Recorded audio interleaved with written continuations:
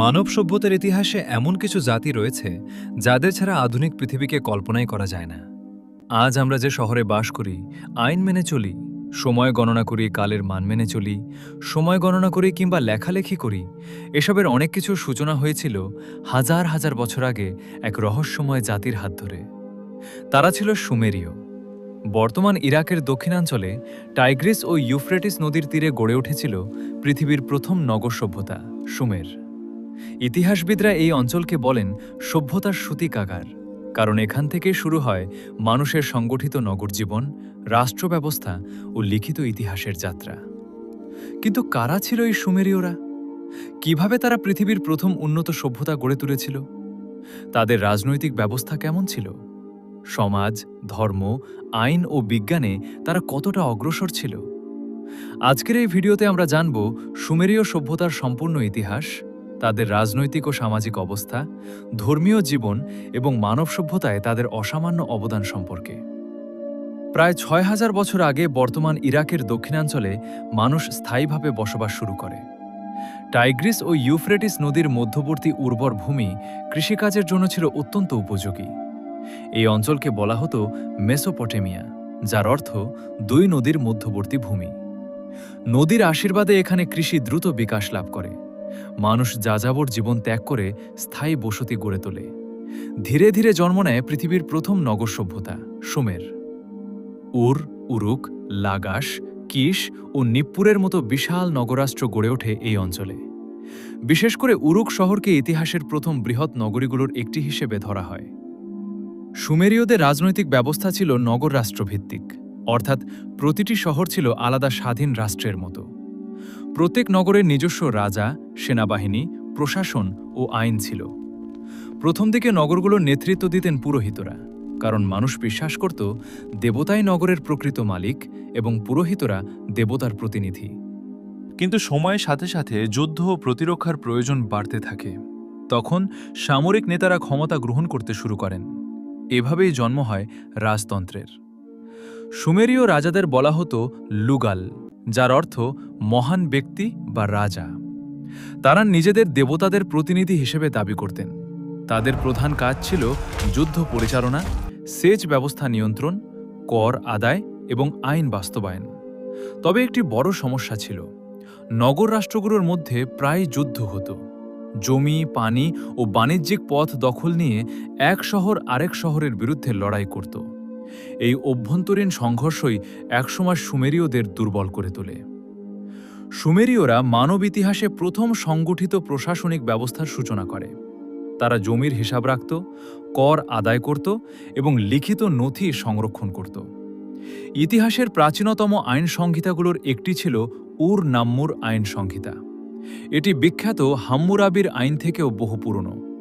এই আইনে চুরি, হত্যা, বিবাহ, দাসপ্রথা ও ক্ষতিপূরণ সম্পর্কিত বিধান ছিল। সুমেরীয় সমাজ ছিল সুসংগঠিত ও শ্রেণীভিত্তিক। সমাজের উপরের স্তরে ছিল রাজা, পুরোহিত এবং ধনী ব্যবসায়ীরা।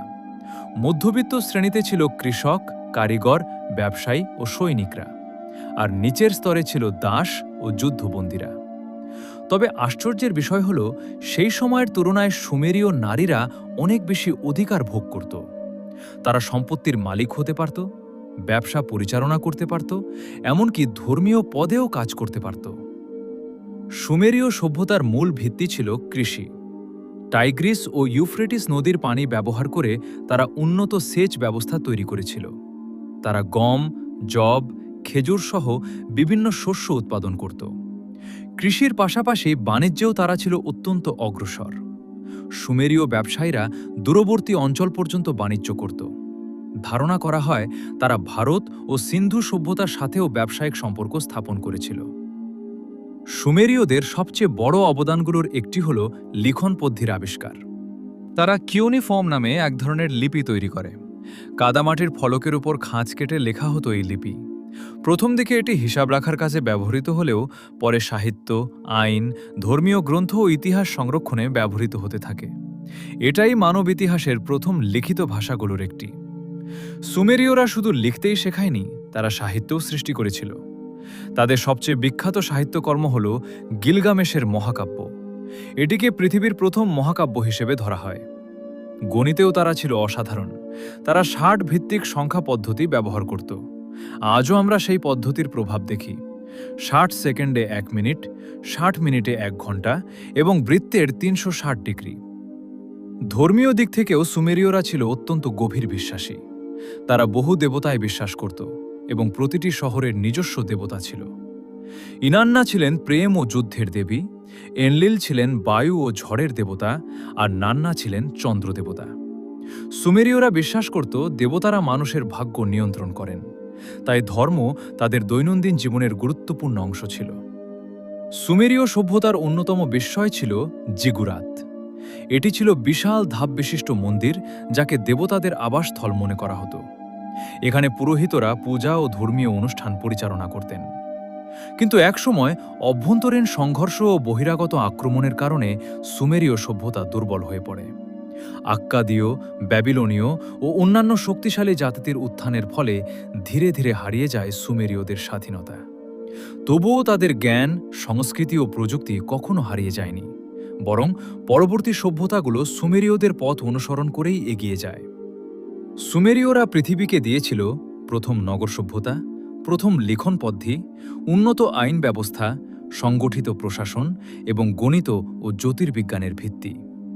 তাই ইতিহাসের পাতায় সুমের শুধু একটি প্রাচীন সভ্যতার নাম নয়, এটি মানব অগ্রযাত্রার প্রথম আলোকবর্তিকা।